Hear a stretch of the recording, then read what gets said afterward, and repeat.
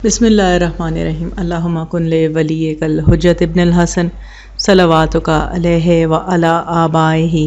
فی ہذہ الساعۃ وفی کل ساعۃ ولیا وحافظا وقائدا وناصرا ودلیلا وعینا حتی تسکنہ ارضک طوعا وتمتعہ فیہا طویلا برحمتک یا ارحم الراحمین اللہم صلی علی محمد وآل محمد وعجل فرجہم۔ السلام علیکم کنیزان زہرا و منتظرین امام زمان۔ آج کا موضوع گفتگو ہے دعاؤں کی قبولیت میں تاخیر۔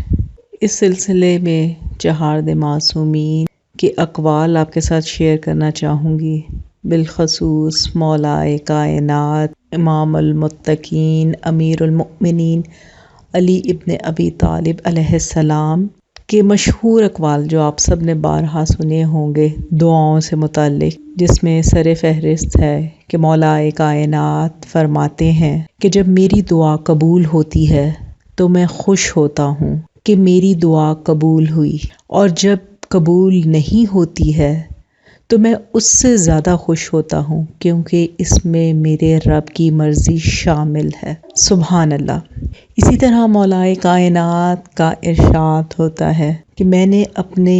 ارادوں کے ٹوٹنے سے اپنے پروردگار کو پہچانا۔ تو کنیزان زہرا و منتظرین امام زمان، مولائے کائنات کا ارشاد ہے، اور اس میں کوئی دو رائے نہیں کہ مولائے کائنات کے ارادے، انہی باتوں کو، انہی اقوال کو اگر ہم پیش نظر رکھیں تو ہماری زندگی کی بے چینی، اضطراب اور بے سکونی ختم ہو جائے گی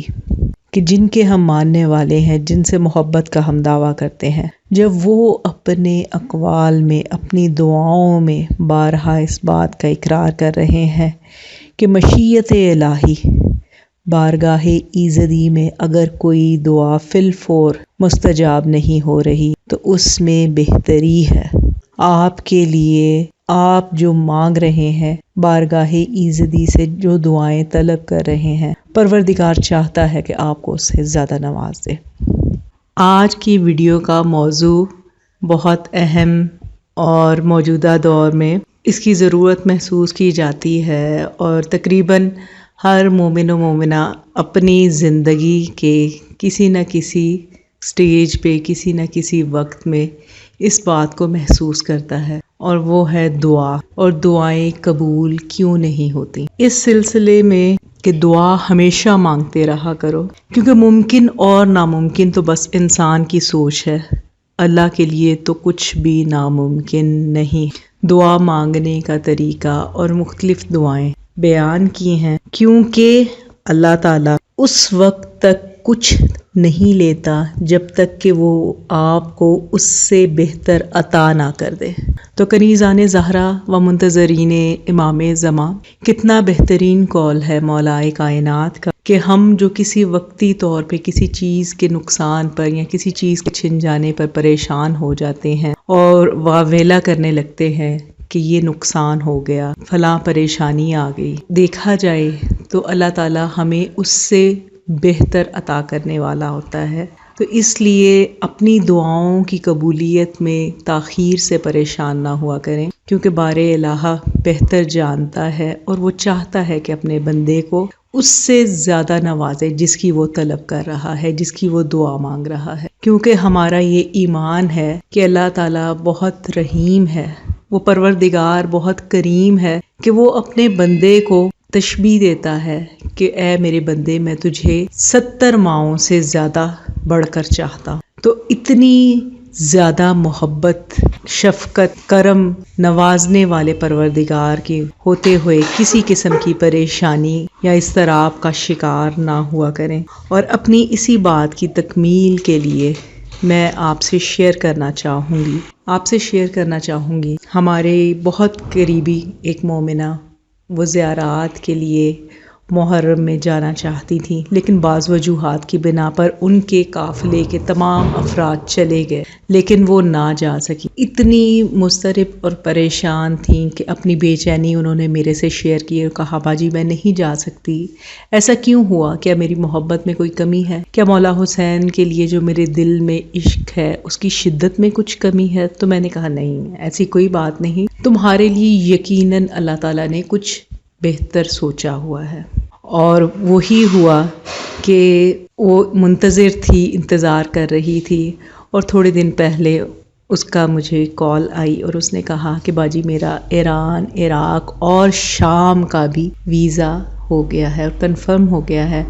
تو میں انشاءاللہ زیارات میں صرف پہلے تو ایران عراق ہی جانا تھا لیکن اب شام بھی جانا ہے۔ تو میں نے اسے فوراً کہا کہ یہ صبر کا پھل ہے کہ تم اللہ تعالیٰ سے صرف ایران اور عراق کی دعا مانگ رہی تھی، لیکن اللہ تعالیٰ نے اسباب پیدا کر دیے کہ تم شام بھی جاؤ۔ تو کنیزان زہرا و منتظرین امام زمان، وہ پروردگار بہت کریم ہے، وہ رحیم ہے، اس کی رحمت نے ہر چیز کو اپنے گھیرے میں لیا ہوا ہے، اپنے حصار میں لے رکھا ہے۔ ہم ہی کم ظرف ہیں جو پریشان ہو جاتے ہیں۔ تو آپ سے کہنا چاہوں گی کبھی بھی دعاؤں کی تاخیر میں پریشان نہ ہوا کریں، بلکہ دعاؤں کا سلسلہ جاری رکھا کریں۔ اور ہم تو خوش قسمت ہیں، خوش نصیب ہیں کہ ہمارے پاس 14 در ہے، چہارد معصومین کے وہ 14 در ہیں جنہیں ہم نے مضبوطی سے پکڑ رکھا ہے، اور وہ کبھی بھی ہمیں